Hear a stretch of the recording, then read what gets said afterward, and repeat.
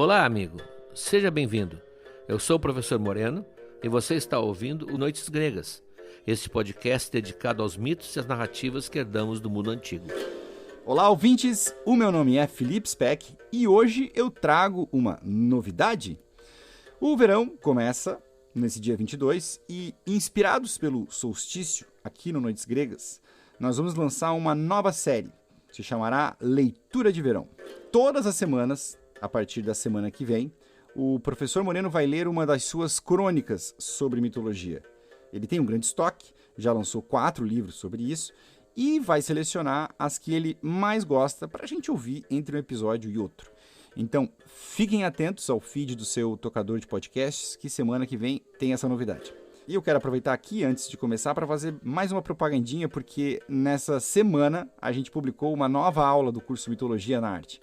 E é um dos mitos mais importantes das metamorfoses de Ovídio, por isso então que eu faço questão de falar, que é a história de Eco e Narciso. Você vai ouvir, além de conhecer bem a história, né? Vai ver na aula várias obras lindíssimas, como a do Caravaggio, aquela que o Narciso aparece olhando para a água, sabe? É muito bonito aquele quadro. Além de outros quadros de pintores que pintaram bastante esse episódio, como o Poussin, o Carpione e tem outros tantos ali no meio. E a aula também traz a história de Píramo e Tisbé, que não é um nome muito conhecido, mas a narrativa inspirou a obra de Romeu e Julieta, do Shakespeare. Então, mais um motivo para você se tornar apoiador e assistir a essa aula. O conteúdo é exclusivo para quem nos apoia na modalidade de Deus. E se você quiser apoiar para assistir, é só acessar noitesgregas.com.br/apoiar. O link está lá na descrição deste episódio. Enquanto a semana que vem não chega, nós vamos então ao último episódio do ano, que é Atena comanda a luta. Hoje a gente vai falar sobre as batalhas de Diomedes, que é o segundo maior guerreiro depois de Aquiles entre os gregos. Você vai saber todo o suporte que a deusa dá para ele, e eu acho que essa é a maior evidência de que a guerra é toda forjada pela influência dos deuses, como nós vimos na hora do oráculo passada, na análise que o professor fez sobre o filme Troia. Tá bem? Eu volto lá no final, então, para falar sobre os materiais exclusivos. Um bom episódio.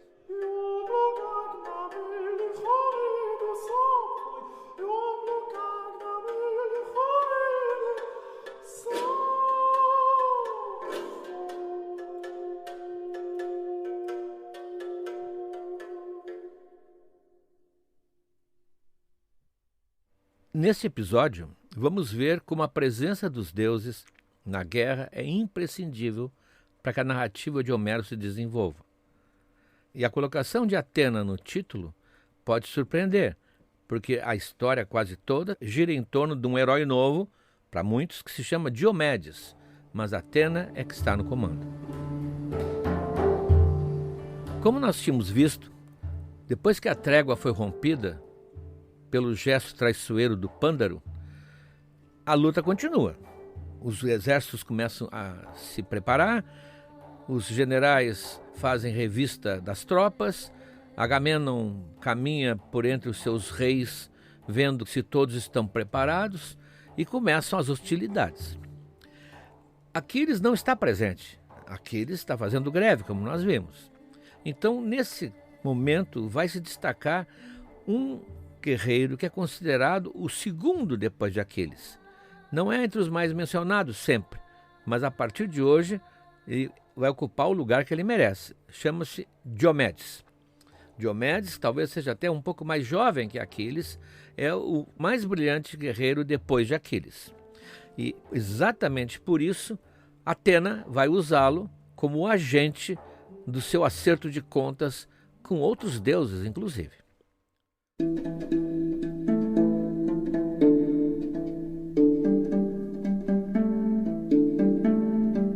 Nós estamos falando da saga de Troia, mas nos últimos episódios nós estamos estacionados na obra de Homero. Estamos vendo a Ilíada passo a passo.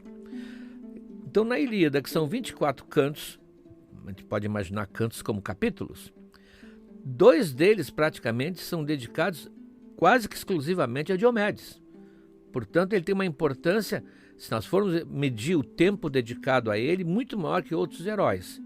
Há até suspeitas de que havia um poema anterior dedicado a Diomedes e que o Homero, ao fazer a Ilíada, ele aproveitou, readaptou e incluiu as aventuras de Diomedes, mas elas são realmente o foco das próximas quase 600 linhas do poema. Quem era ele?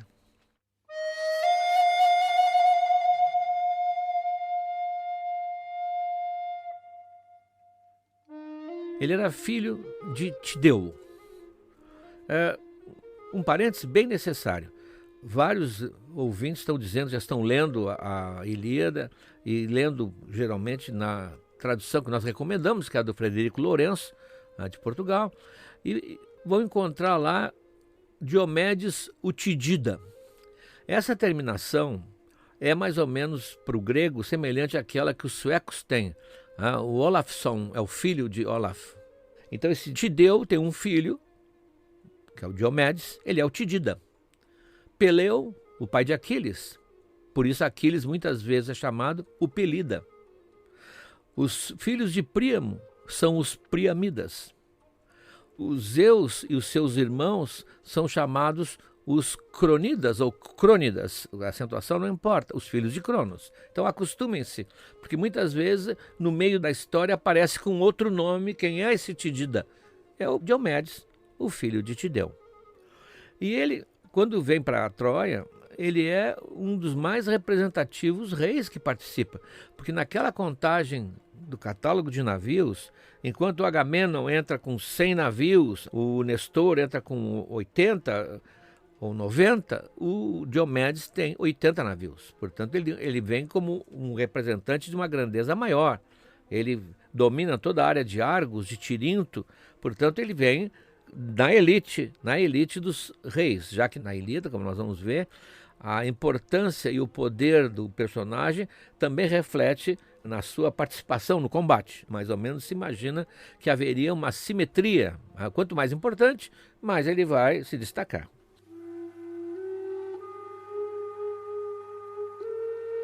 Ele é muito amigo, um camarada, digamos assim, do Ulisses. Os dois já tiveram contato várias vezes e vão ter outros contatos. E vão inclusive se envolver em várias aventuras. Uma delas nós já mencionamos aqui, que é quando Ulisses dá um fim ao Palamedes. Palamedes, aquele guerreiro que desmascarou a farsa de Ulisses de que estivesse louco. Assim que eles chegam em Troia, Ulisses e Diomedes, juntos, vão armar para o Palamedes e vão matá-lo. De várias maneiras, como diziam as versões, ou afogando ou jogando dentro de um poço e completando depois o poço com pedras pesadas, ou armando uma falsa acusação de traição e o Palamedes é executado por ser possível traidor, mas está sempre o Diomedes e o Ulisses. Então ele é amigo do Ulisses e mais ou menos eles combinam em termos de pensamento. Por isso, não é de espantar que os dois sejam protegidos de Atena. Ulisses é a menina dos olhos de Atena e vai ser até o final da Odisseia. É a grande protetora dele, mas ela também é amiga e protetora de Diomedes. E nesse momento em que começam as hostilidades, em que gregos matam troianos e troianos matam gregos, e quem for ler vai achar até um pouco monótono às vezes, porque há a descrição de muitas mortes, e o Homero descreve com uma precisão cirúrgica. Depois nós vamos dar um exemplo para vocês aqui. Então, no meio de tudo isso, ela resolve armar o Diomedes com força especial.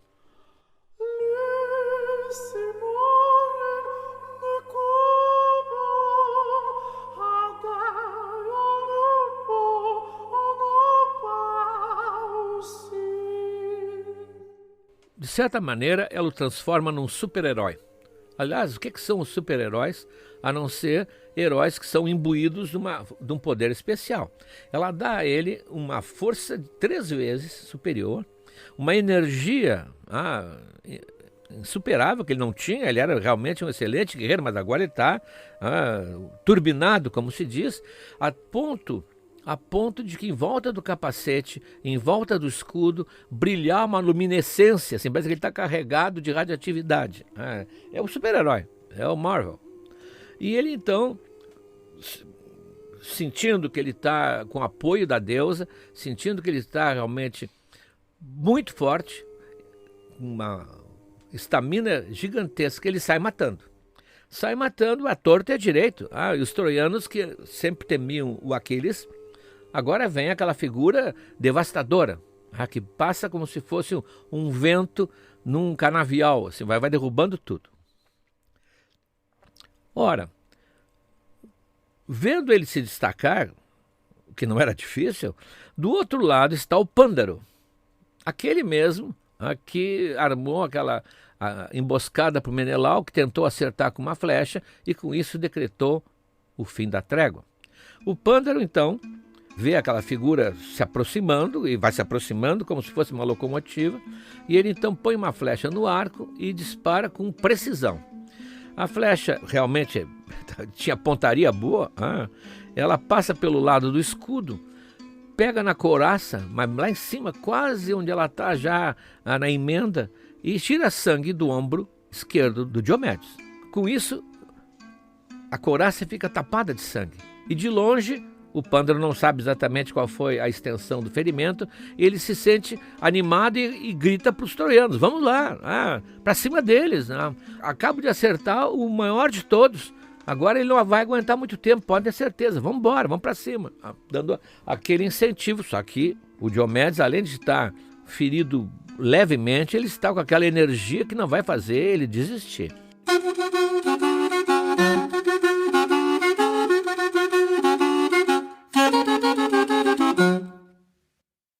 Ora, não só pela gritaria, como pelo flechaço, ele atraiu a atenção de Diomedes.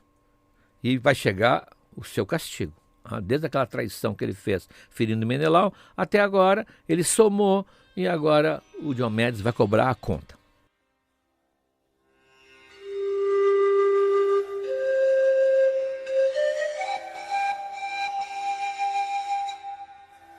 O Diomedes não quer perder a chance, ele vai falar com Atena. Diz: olha, se tu me ajudasse até agora e tu queres me ajudar, me ajuda a liquidar esse sujeito.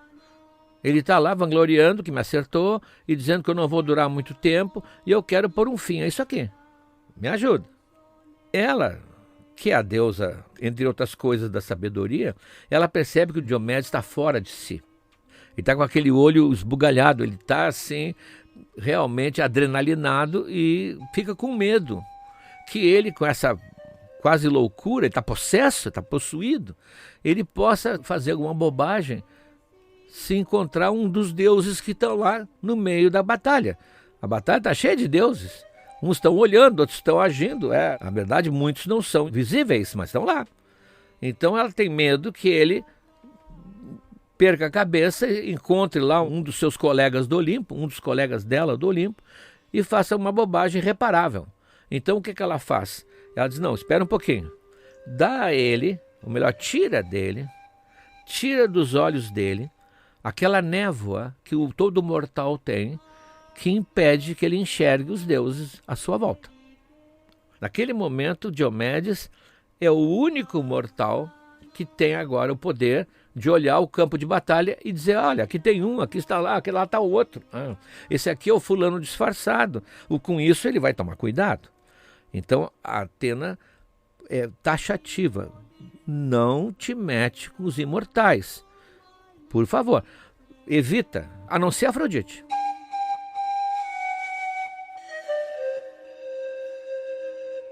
Nós tínhamos visto isso lá no episódio de Afrodite. Atena tem uma velha conta para acertar com Afrodite. Aliás, Atena e Hera têm uma velha conta para acertar com Afrodite, desde que Afrodite as humilhou naquele concurso da mais bela. Por isso que na Guerra de Troia, todo o tempo, Hera e Atena estão querendo sempre prejudicar ao máximo a rival. Não é um comentário banal, ela quase está dando uma instrução para o Diomedes. Se Afrodite aparecer, não poupa. E a frase agora dela, eu às vezes vou citar frases aqui do Homero, são tiradas de várias traduções, muitas do Frederico Lourenço, outras modificadas, portanto não são citações textuais, mas é exatamente o que foi dito. E ela diz para ele: no teu peito eu coloquei a força do teu pai, e tirei da frente dos teus olhos a bruma, para que conheças bem quem é Deus e quem é homem. Então ele está preparado agora, como eu disse, Atena no comando, e ela então, metaforicamente, vira ele de volta, olhando para os troianos e diz: vai, quase como se fosse um robô, vai e faz o serviço.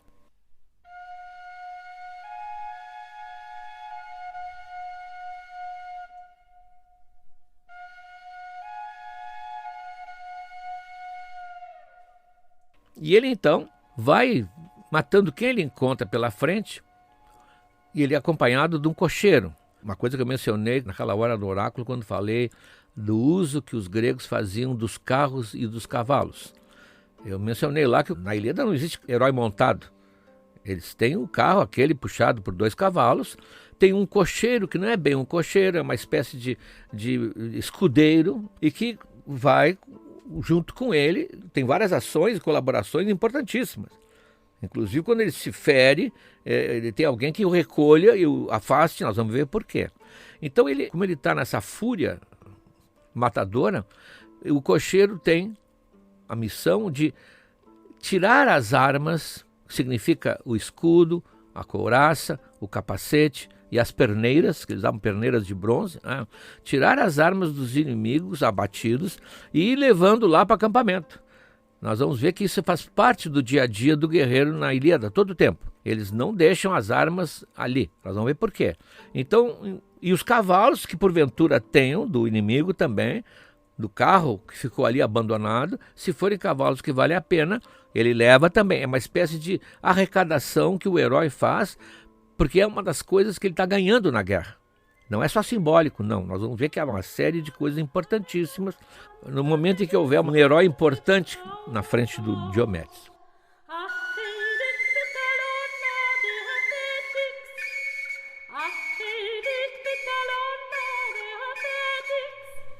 Quem está assistindo a essa trajetória terrível do Diomedes, ceifando a vida de troianos e de troianos e de troianos, é o Enéas. O Enéas, que é o filho de Afrodite, ele é um dos grandes guerreiros de Troia, mas ele olha para essa performance do Diomedes e sente que ali tem um deus. Eles sabem, ali ele não está sozinho, como se diria aqui, estava endemoninhado. Tem um deus, tem uma criatura, uma entidade por trás dele. E ele, prudentemente, chama o Pândaro.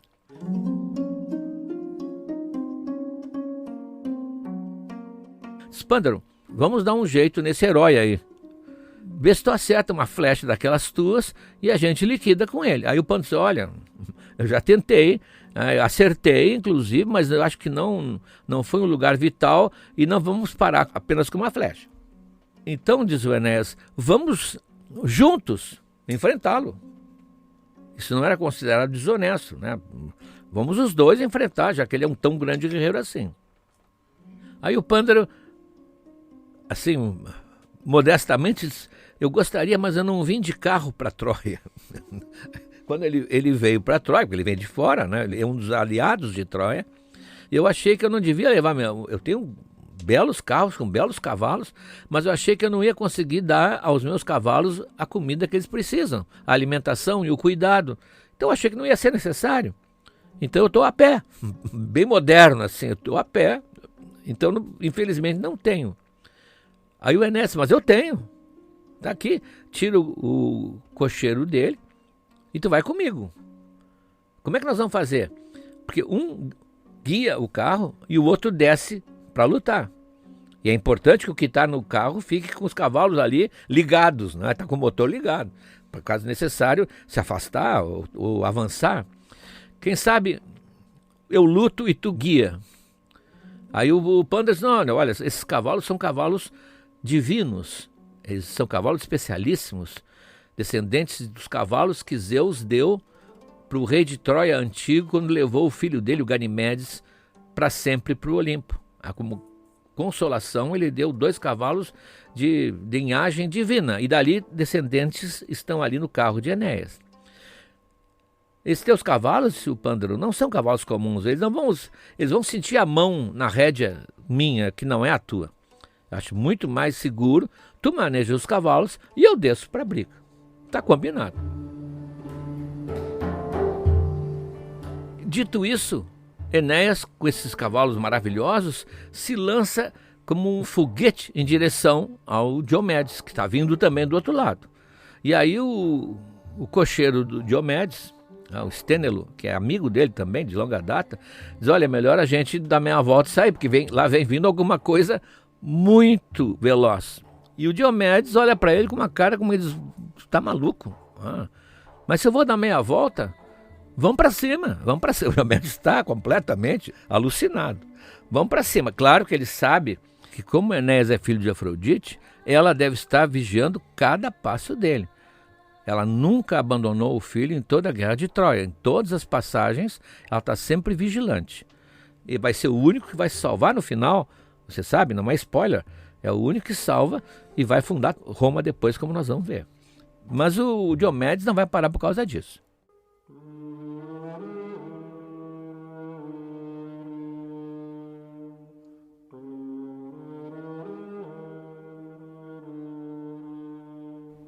Portanto, quem vai enfrentá-lo é o Pândaro.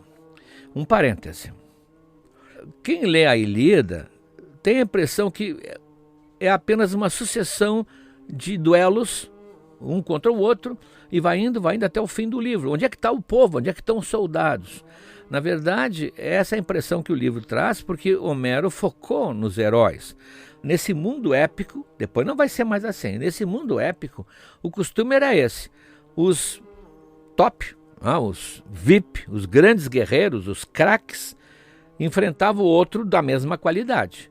E os outros ficavam atrás, prontos para salvá-lo, prontos para arrastá-lo, o seu corpo, se ele morresse, porque havia sempre uma disputa pelo corpo também, né, do inimigo morto, mas a luta sempre começava com esse desafio individual, o famoso combate singular, um contra o outro, mano a mano.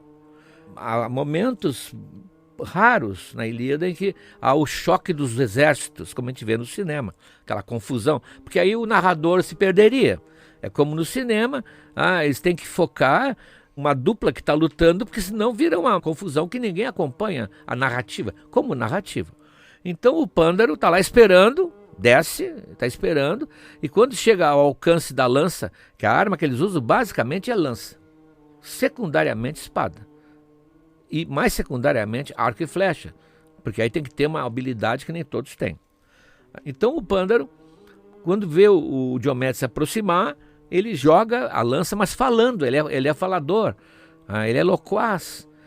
Agora vou terminar, vou dar um fim a esse tal de Diomedes, e a lança então é aparada pelo escudo do Diomedes, atravessa o escudo geralmente era de couro e de madeira, às vezes com uma lâminazinha de bronze, atravessa o escudo, mas não, mal arranha o herói. E agora era a vez dele. Sim, um atirou, agora é a vez dele.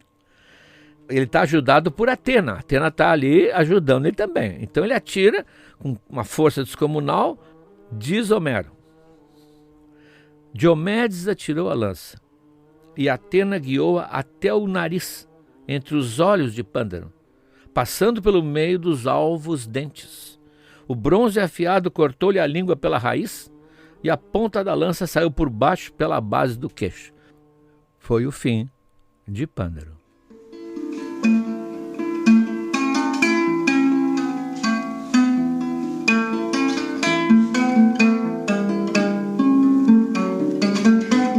Agora quem está na frente de Diomedes é o Enéas. Mas só que agora Diomedes perdeu a sua lança. Ele está sem a sua arma favorita. Não tem problema nenhum. Ele se abaixa. No solo da planície tem muitas rochas. Ele pega uma pedra, como diz Homero, que um homem moderno não levantaria do chão, e atira contra a anca de Enéas. As pedras eram armas temíveis na Ilíada. E Enéas simplesmente cai no chão sem poder mais ficar de pé. Deslocou o osso, feriu o tendão, ele está simplesmente inerte ali no chão, esperando talvez que Diomedes acabe com ele. O que aconteceria?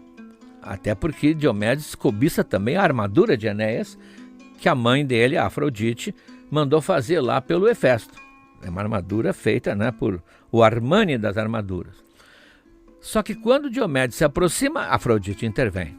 Afrodite intervém e ergue o filho do chão e vai protegê-lo, e Diomedes se lembra do recado que a Atena tinha dado. Não enfrenta nenhum deus, não fere nenhum deus, exceto Afrodite. Essa pode, essa deve.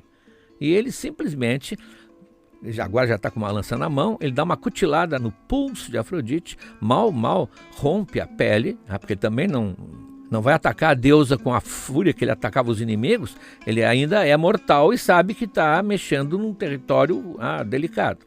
Mas é o suficiente para ela, que não está acostumada à dor, dar um grito e soltar o Enéas e ir embora, procurar ajuda no Olimpo, não sem antes dizer para o Apolo, que está por perto, os deuses estão ali, os deuses estão em volta.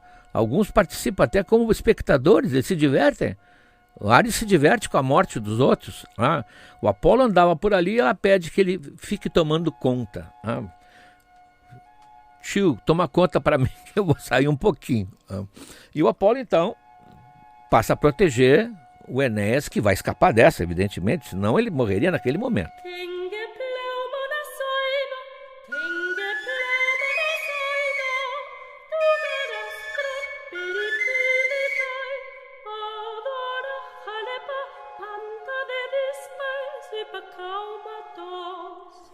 Essa cena nós já vimos lá nos primeiros episódios, quando falamos de Afrodite.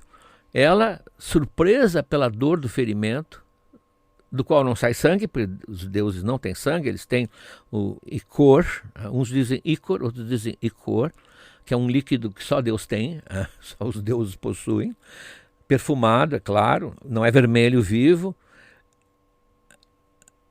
Ela vai com aquele pulso correndo para a mãe.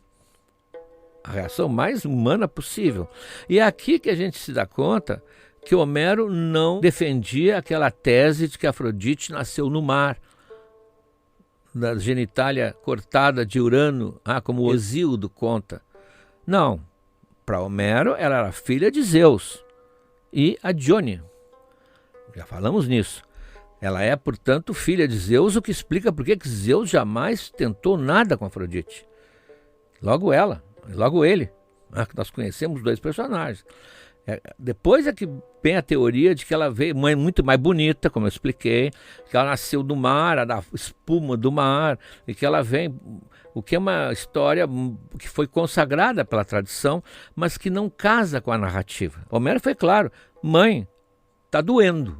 Então a mãe acalmou-a, disse, olha, os homens são muito brutos, já fizeram várias vezes, já feriram vários deuses, tu não deve chegar perto deles, mas não é nada. Ela põe lá, faz uma simpatia, põe lá alguma coisa que ela tem e vai falar com o pai. Nada mais humano, a filha ferida fala com a mãe, depois que ela é um pouco acalmada pela mãe, ela, pai, olha aqui que me fizeram. Ela disse, olha, o Zeus, né, que é um pai, como todo pai, não tem a mesma reação da mãe. Os Zeus, filha, isso é nada, só que não vai lá no meio dos homens. Batalha não é pra ti, tu é a deusa do amor, tu é a deusa da beleza. Só não te mete muito lá, porque lá acontece isso aí, tá vendo? Bem a conversa paterna, bem a conversa paterna. Se fosse a minha avó, dava um doce de abóbora, vai comer esse docinho lá e fica quieta, te consola.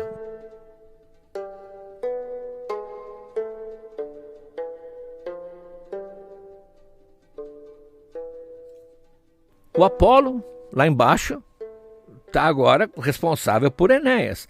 E o Diomedes, na sua loucura, ele tinha ouvido a Atena dizer, não fere os outros deuses, para isso que eu vou te dar a visão especial que tu tem. O super-homem tem visão raio-x, o Diomedes está com uma visão que distingue mortais de imortais. Mas ele está tão obcecado que ele ataca o Apolo. E o Apolo só recua, como se faz com o cachorro, fica aí. Ele vai de novo. E o Apolo não vem. Na terceira, o Apolo dá uns bregue nele e diz, olha, não avança, porque tu és um mortal e eu sou um imortal. É melhor ficar quieto. E aí o Diomedes meio que sente que ele realmente estava passando do limite e ia ser trucidado, porque o Apolo é um dos deuses mais violentos. Ele é o deus da música, da arte, mas também é o deus do arco, da morte, da peste, como vimos no início da Ilíada. Então ele resolve recuar, assim o Enéas se salva.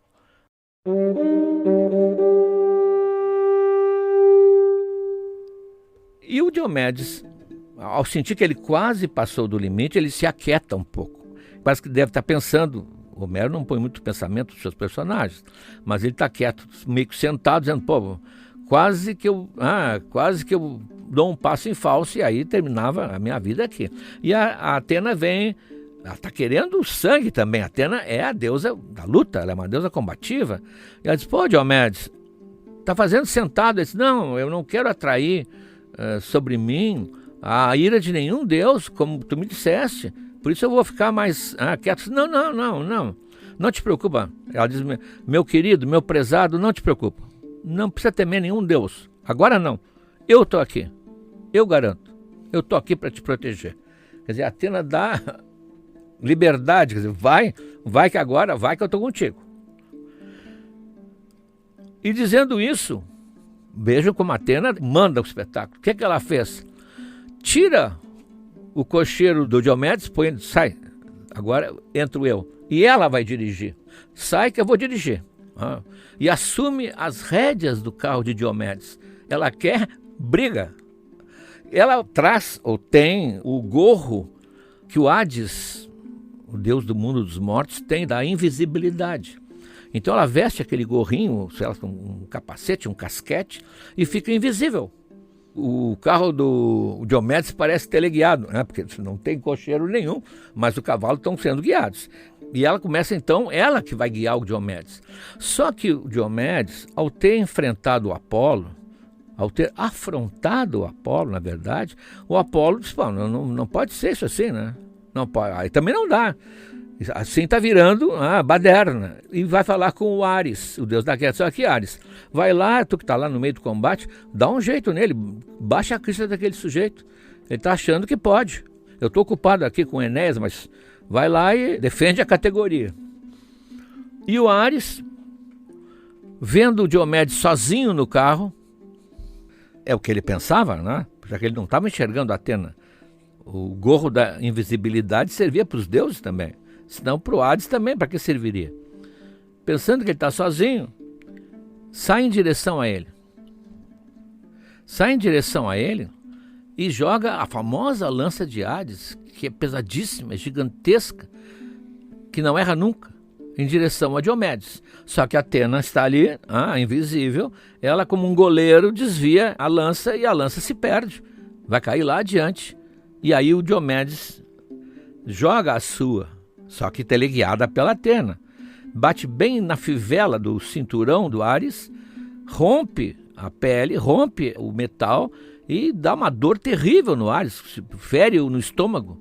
Há um urro que nós escrevemos lá no episódio que fala do Ares, um urro que faz estremecer a terra, faz os cavalos se assustarem, é um urro gigantesco de um deus ferido. E ele então, lá vai ele para a fila fazer queixa para os Zeus. Ele sobe ao Olimpo, mas por isso que esse episódio é um episódio em que a Atena aparece como personagem, até para os deuses, importante. Ele sabe que é a Atena que está ali. Aquilo ali só pode, não é o Diomedes, pode ser um grande guerreiro, mas é um Hélios mortal. Ele sabe que só pode ser coisa dela, que isso também tem uma diferença grande. Aliás, na Ilíada, nós já falamos, vamos falar de novo, ela vai bater nele, essa é uma delas, e vai outra vez, vai também derrubá-lo no chão. Ela não gosta do Ares e quer mostrar que quem tem o poder lá é ela, não é ele. E ele chega nos Zeus com um discurso fantástico. Olha só, tu é que geraste essa desvairada, essa maluca. Ele vai fazer queixa da Atena. Ela está sempre fazendo coisa que não deve. Só que a diferença é que todos os deuses te obedecem. Ela não. Ele está indignado. Tu não repreendes, nem por palavras, nem por atos. Tu até apoias. Porque tu mesma geraste essa filha maligna. Agora ela está lá incentivando o Diomedes a atacar a nós, os imortais. E os Zeus Mas o Zeus já está furioso com Ares, aí nós vamos falar mal da Atena, e ele passa um pito nele, dizendo que tu és o pior de todos, só te alegra com a morte dos demais. Está tudo lá no episódio do Ares. Tu gosta de cheirar o sangue, quanto mais briga houver, tu não vale nada. E é filho dele. Passa um sermão no Ares, e eu vou chamar aqui o médico, Peon. Tem um médico no Olimpo, ficamos sabendo nesse livro da Ilíada que tem um médico. Tem que atender os deuses de vez em quando. Então vem o Peon, põe lá uns pós, uma coisa que a ferida fecha. Sim, a ferida fecha, uma fórmula especialíssima para deuses. Então, para acalmá-lo, a Hebe manda preparar um banho. A Hebe é a filha de Zeus e Hera, que é uma espécie assim de governanta do Olimpo, junto com a Héstia. Manda preparar um banho para ele, manda vestes frescas e novas, recém-passadas, imaculadas, uma túnica. Então todos se reúnem na mesa dos banquetes e todo mundo está mais calmo. Atena volta lá de baixo satisfeita, com um sorrisinho sarcástico na boca, Hera também, e essa agitação no campo termina.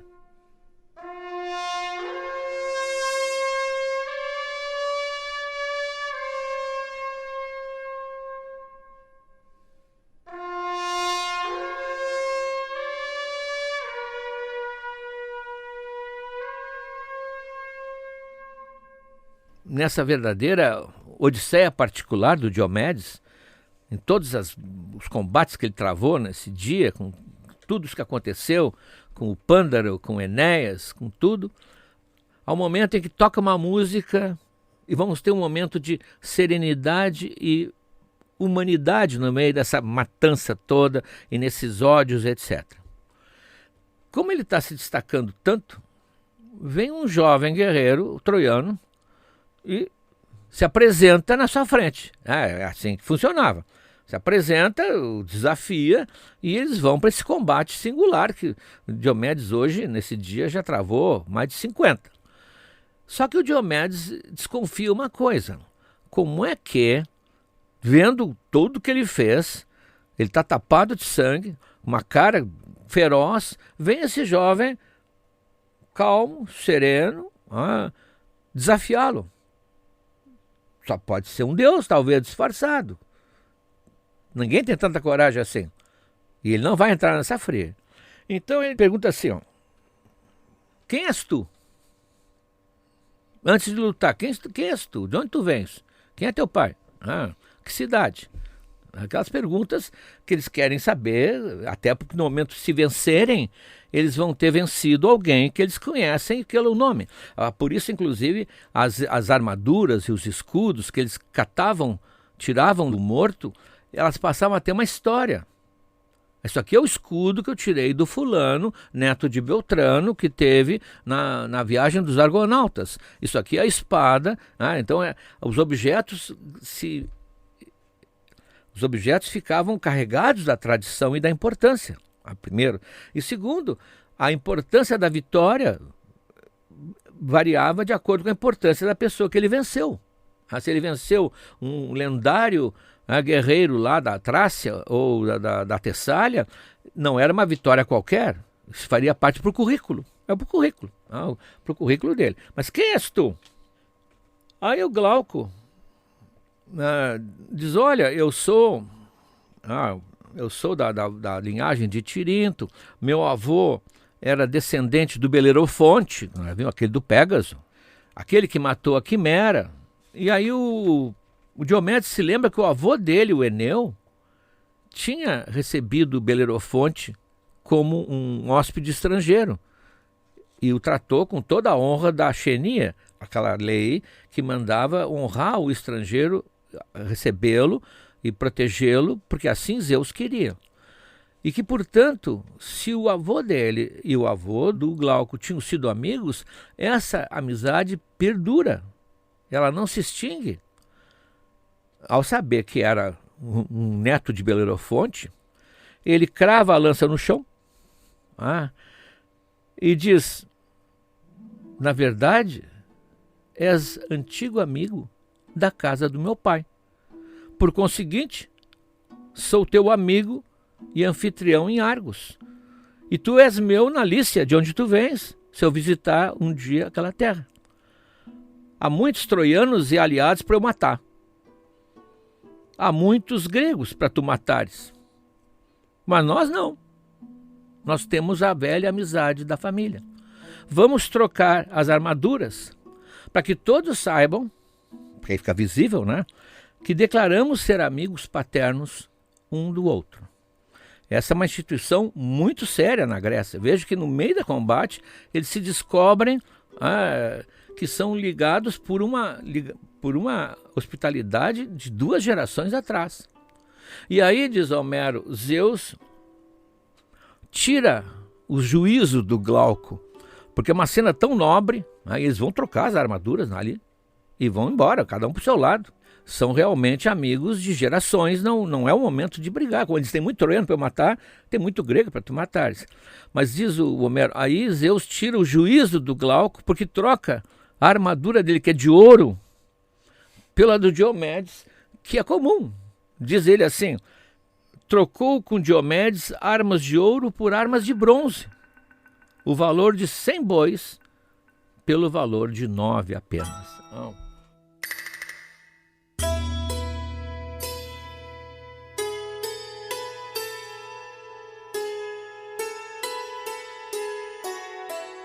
Acho que fica claro nesse episódio o que eu já afirmava naquela hora do oráculo em que eu analisei o filme Troia. Toda essa narrativa é maravilhosa porque ela fala dos deuses. Os homens nesse episódio são absolutamente comuns, são heróis, todos eles iguais. A entrada da Atena, a intervenção do Ares, do Apolo, da Afrodite, mostrando as picuinhas entre eles, os problemas da família divina, aí é que está o interessante dessa narrativa. Então Homero conseguiu dar vida aos deuses. Veja que toda essa aventura do Diomedes, a gente fica conhecendo mais, são os bastidores do Olimpo. Como é que o Zeus se relaciona com os filhos, como é que a Afrodite sempre vai ser considerada aquela sirigaita, assanhada, como diz a Atena, chama de assanhada. Por isso é que é fascinante. Tirem esses deuses, tirem a Atena dessa narrativa do Diomedes. Tirem o Ares, o Apolo e a Afrodite. O que fica?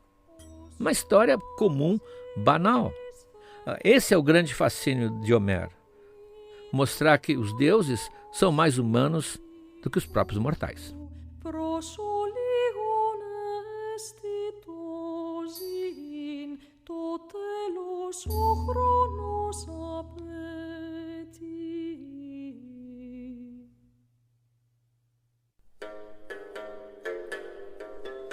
No material exclusivo, o professor Moreno se puxou dessa vez. Tem 3 textos dele, sendo que 2 são inéditos, feitos exclusivamente para quem nos apoia. Antes de falar dos inéditos, vamos ao já tradicional trecho do romance Troia. Dessa vez é o capítulo sobre o Diomedes, que traz todo o arco que ouvimos no episódio, desde o empoderamento de Diomedes feito pela deusa Atena, até a reclamação que Ares faz a Zeus, que depois responde o filho com um grande pito. Dos exclusivos, nós temos uma análise sobre o Icor, para você entender mais do que se trata esse sangue divino, que é o sangue que sai da Afrodite depois que ela é ferida por Diomedes, né? E sobre essa história entre Glauco e Diomedes, que o Moreno narrou bem no finalzinho do episódio, tem um texto tratando da xenia, que é a hospitalidade com os estrangeiros, que era uma obrigação moral dos gregos, né? O texto fala sobre 2 regras básicas a serem observadas para cumprir a xenia. Tem também 10 imagens que nós separamos de 10 grandes obras da mitologia que representam os mitos aqui narrados. Chegou o final do ano, mais uma vez, então nós queremos agradecer a audiência de vocês, especialmente aos apoiadores, porque sem vocês este projeto não estaria entrando no seu 5º ano. A gente começou em 2020, então agora nós estamos indo para 2024, é o 5º ano, e assim, ainda tem bastante coisa, hein, porque tem o final da Ilíada, depois tem que terminar a saga de Troia, aí tem a Orestíada no meio, depois tem toda a Odisseia, então assim, tem bastante trabalho pela frente, a gente está sendo bastante minucioso, né? E a gente quer seguir adiante e é muito, muito, muito importante o seu apoio. Quanto mais apoio nós tivermos, mais a gente consegue se dedicar ao podcast, priorizar esse projeto que a gente adora muito fazer. Para apoiar e ter acesso ao material exclusivo, aos PDFs e todo o curso de Mitologia na Arte, é só acessar noitesgregas.com.br/apoiar. O link está na descrição do episódio, então você pode parar agora o episódio, pausar e clicar ali no botãozinho para poder apoiar, tá bem? Nós nos vemos na semana que vem com a nossa primeira leitura de verão. Um bom Natal a todos e até breve!